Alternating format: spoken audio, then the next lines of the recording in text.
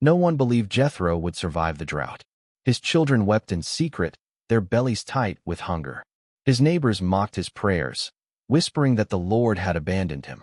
Even the cattle in his fields had fallen, their bones dry and hollow like the wind that scraped the earth. But Jethro, he knelt. He knelt on the cracked ground, hands to the sky, his voice hoarse but unwavering. "Lord," he said, "if this is a trial, I accept it. If this is a test, I will endure it. But if you have turned your face from me, tell me why." The wind carried no answer. Only the silence of scorched fields and the sun's merciless blaze. Each morning, he walked the land, now a wasteland, and laid his hands upon the dry roots. He whispered scripture into the soil. He blessed the withered trees.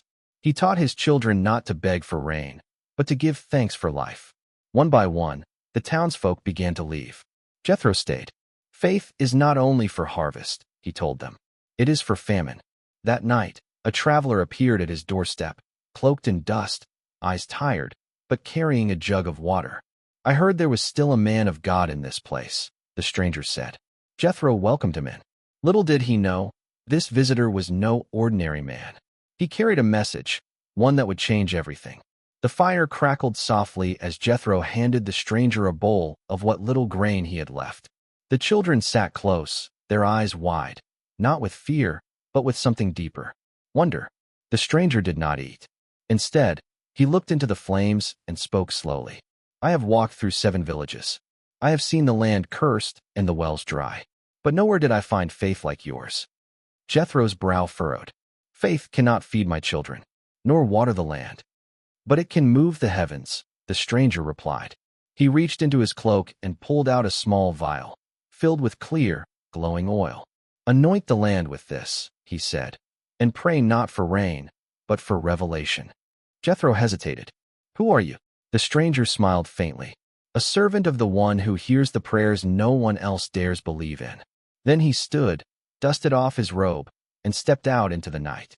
By morning, he was gone. No footprints, no trace. Jethro held the vial in trembling hands. He didn't understand it. He didn't question it. He obeyed.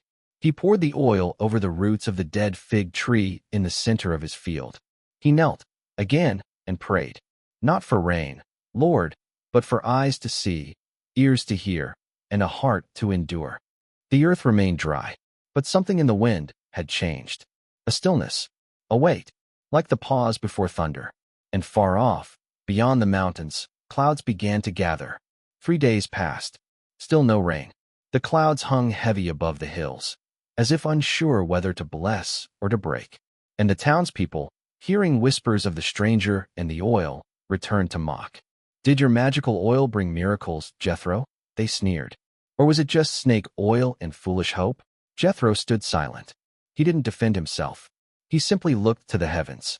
His children grew restless. His youngest son cried in the night, whispering, "Papa, I'm thirsty."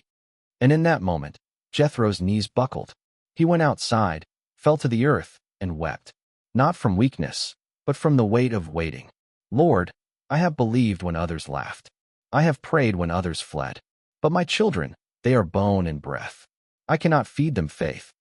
The wind rose. A single leaf fluttered from the dead fig tree. It landed beside him, green, alive. Jethro stared. Could it be? He stood, heart pounding, and touched the branch. There, just beneath the bark, a pulse of sap. Life. But there was still no rain, no thunder, no voice from the clouds. Only this, the smallest sign. Quiet, hidden, real. Faith, he remembered, is not the storm. It is the stillness before it. He turned to his children, lifted his son in his arms, and said, "Do not cry, little one. The Lord has not forgotten us. He is near." And the clouds? They began to move. The people of the town gathered on the ridge that overlooked Jethro's land.